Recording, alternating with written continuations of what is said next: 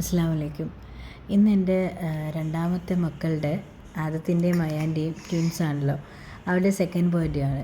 ഈ വീഡിയോ ഞാൻ ഇനി എപ്പോൾ അപ്ലോഡ് ചെയ്യുന്നൊന്നും വലിയ ഐഡിയ. ഞാൻ ഫെബ്രുവരി 8-നാണ് ഞാനിത് റെക്കോർഡ് ചെയ്യുന്നത്. എന്തായിരുന്നാലും ഓക്കെ, ഒരു വെജ് ബിരിയാണി ആക്കാം എന്നാണ് മനസ്സിലായി.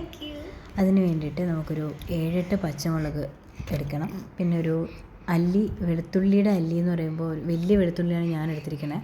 അതുകൊണ്ട് തന്നെ ഒരു 7-8 അല്ലി അതും സെയിം ആയിട്ട് എടുത്തിട്ടുണ്ട്. പിന്നെ ചെറിയ പീസ് ഇഞ്ചി, 1 ടീസ്പൂൺ വലിയ ജീരകം, അതിനൊന്ന് ക്രഷ് ചെയ്ത് മാറ്റി വയ്ക്കണേ.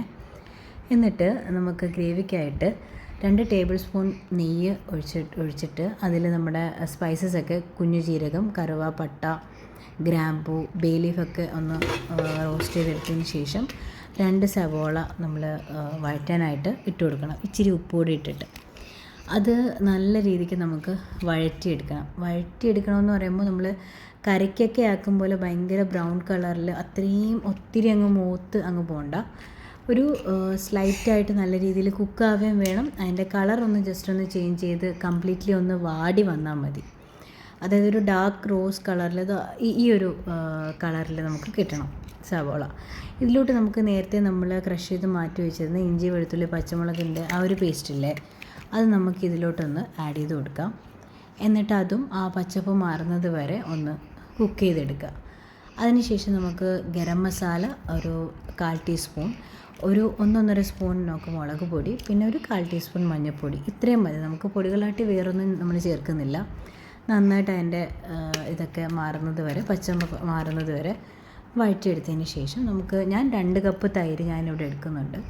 2 കപ്പ് തൈര് നമുക്ക് ഇതിലോട്ട് ചേർത്ത്, അപ്പോൾ തൈരും കൂടി ചേർത്ത് നല്ല രീതിക്ക് മിക്സ് ചെയ്ത് എടുക്കണം. എടുത്തതിന് ശേഷം നമുക്ക് പുതിനയിലയും മല്ലിയിലയും നന്നായിട്ട് ചോപ്പ് ചെയ്ത് ഇതിലോട്ട് ആഡ് ചെയ്ത് കൊടുക്കണേ.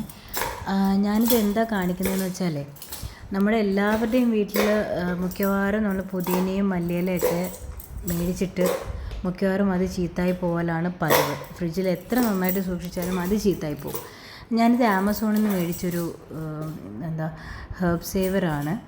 ഇത് നല്ല യൂസ്ഫുള്ളായിട്ട് എനിക്ക് തോന്നിയതുകൊണ്ട് മാത്രമാണ് ഞാൻ ഇതിനകത്ത് നമുക്ക് കാണുന്നവർ കണ്ടോട്ടെ എന്ന് വിചാരിച്ചിട്ടാണ് ഞാനിത് വെക്കുന്നത്. നല്ലൊരു പ്രൊഡക്റ്റാണ്.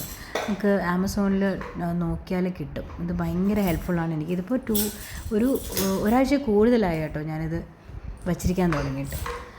അപ്പോൾ റെസിപ്പിയിലോട്ട് വരുമ്പോൾ എല്ലാം കൂടി ചോപ്പ് ചെയ്ത് നന്നായിട്ട് മിക്സ് ചെയ്ത് എടുക്കണം.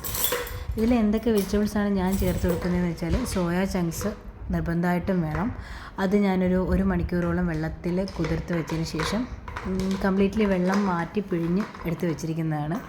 പിന്നെ ക്യാരറ്റ്, പൊട്ടാറ്റോ, ഉരുളക്കിഴങ്ങ്, ഇത് നമ്മൾ നേരത്തെ ചെയ്ത് വെച്ചിരുന്ന ഗ്രേവിയിലോട്ട് നന്നായിട്ട് മസാല കംപ്ലീറ്റ് എല്ലാത്തിലും വെക്കുന്ന രീതിയിൽ നന്നായിട്ട് നമ്മൾ മിക്സ് ചെയ്ത് കൊടുക്കണം. സത്യം പറഞ്ഞാൽ ഞാൻ ഫോർ ദ വെരി ഫസ്റ്റ് ടൈമാണ് ഞാൻ സോയ ചങ്ക്സ് ട്രൈ ചെയ്യുന്നത്. ഇതുവരെ കഴിച്ചിട്ടുമില്ല, മേടിച്ചിട്ടുമില്ല, ചെയ്തിട്ടുമില്ല. അപ്പോൾ ഒത്തിരി വീഡിയോസ് കണ്ടിട്ടായിരിക്കുമല്ലോ നമ്മൾ ഓരോ റെസിപ്പി ചെയ്യുന്നത്. അപ്പോൾ അങ്ങനെ ഒരു കൗതുകത്തിൻ്റെ പുറത്ത് മേടിച്ച് ട്രൈ ചെയ്തതാണ്. എനിക്ക് ഭയങ്കരമായിട്ട് ഇഷ്ടപ്പെട്ടു. നല്ല ടേസ്റ്റാണ്. ഇതിനകത്ത് മാക്സിമം സ്കിപ്പ് ചെയ്യാണ്ടിരിക്കുക സോയ ചങ്ക്സ്. ഓക്കെ, എല്ലാ വെജിറ്റബിൾസും ഞാൻ ആക്ച്വലി നമ്മുടെ ഫ്രോസൺ ഗ്രീൻ പീസ് ഇടാൻ മറന്നുപോയി. അതാണ് ഞാൻ രണ്ടാമത് വീണ്ടും തുറന്നിട്ട് ഞാനത് ഇട്ടത്.